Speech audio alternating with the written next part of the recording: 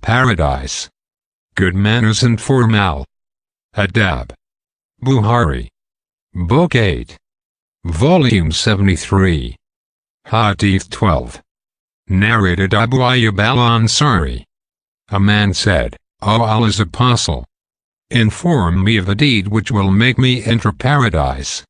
The people said, What is the matter with him? What is the matter with him? Allah's Apostle said, He has something to ask what he needs greatly. The Prophet said to him, In order to enter paradise you should worship Allah and join none in worship with him. You should offer prayers perfectly, give obligatory charity zakat, and keep good relations with your kith and kin. He then said, Leave it. The sub-narrator said, It seems that the Prophet was riding his she-camel. Bukhari. Book 8.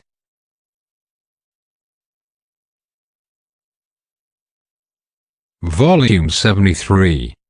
Hadith 13. Narrated Jubair bin Mut'im, that he heard the Prophet saying, The person who severs the bond of kinship will not enter paradise. Bukhari.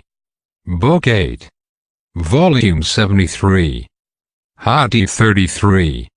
Narrated Aisha. I never felt so jealous of any woman as I did of Khadijah, though she had died 3 years before the Prophet married me, and that was because I heard him mentioning her too often.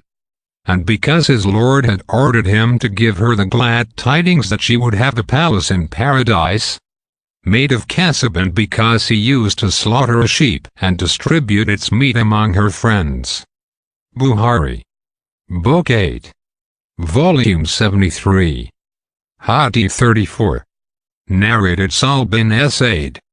The Prophet said, I am the person who looks after an orphan and provides for him, will be in paradise like this, putting his index and middle fingers together.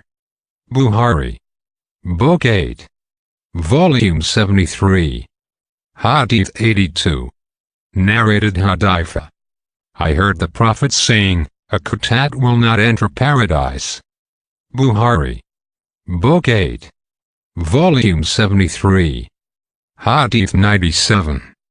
Narrated Harith ibn Wib.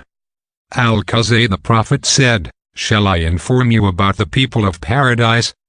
They comprise every obscure, unimportant, humble person, and if he takes Allah's oath that he will do that thing, Allah will fulfill his oath.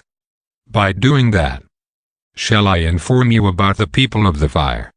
They comprise every cruel, violent, proud and conceited person. Anas bin Malik said, Any of the female slaves of Medina could take hold of the hand of Allah's Apostle and take him wherever she wished. Bukhari. Book 8. Volume 73.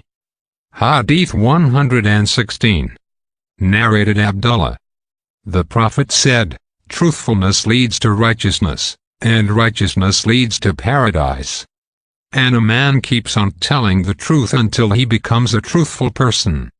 Falsehood leads to al-fajr, that is wickedness, evil doing, and al-fajr, wickedness, leads to the hellfire, and a man may keep on telling lies till he is written before Allah, a liar. Bukhari. Book 8. Volume 73. Hadith 195. Narrated Ibn Abbas. When the delegation of Abdul K came to the Prophet, he said, Welcome, O the delegation who have come. Neither you will have disgrace, nor you will regret.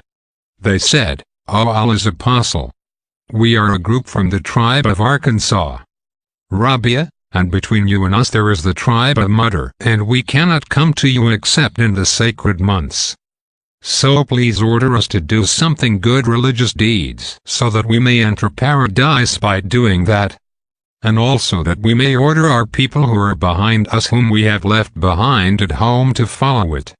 He said, 4 and 4, offer prayers perfectly, pay the zakat, obligatory charity, fast the month of Ramadan, and give 1/5 of the war booty in Allah's cause, and do not drink in containers called Duba, Al-Hatim, and Nakir and Al-Muzafat, Bukhari. Book 8. Volume 73. Hadith 215. Narrated Al-Bara. When Ibrahim the son of the Prophet died, Allah's apostle said, "There is a wet nurse for him in paradise." Bukhari. Book 8. Volume 73. Hadith 235. Narrated Abu Musa. That he was in the company of the Prophet in one of the gardens of Medina, and in the hand of the Prophet there was a stick, and he was striking slowly the water and the mud with it. A man came at the gate of the garden and asked permission to enter. The Prophet said, "Open the gate for him and give him the glad tidings of entering paradise." He went, and behold, it was Abu Bakr. So I opened the gate for him and informed him of the glad tidings of entering paradise. Then another man came and asked permission to enter. The Prophet said, "Open the gate for him and give him the glad tidings of entering paradise." Behold, it was Umar. So I opened the gate for him and gave him the glad tidings of entering paradise. Then another man came and asked permission to enter. The Prophet was sitting in a leaning posture, so he sat up and said, "Open the gate for him and give him the glad tidings of entering paradise with a calamity which will befall him or which will take place." I went, and behold, it was Uthman. So I opened the gate for him and gave him the glad tidings of entering paradise, and also informed him of what the Prophet had said about a calamity.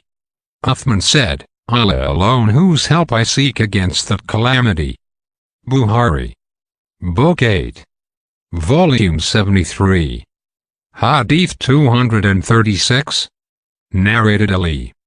We were with the Prophet in a funeral procession, and he started scraping the ground with a small stick and said, "There's none amongst you but has been assigned a place either in paradise and or in a hellfire." The people said to him, "Should we not depend upon it?" He said, "Carry on doing good deeds, for everybody will find easy such deeds as will lead him to his destined place." He then recited as for him who gives in charity and keeps his duty to Allah. 92.5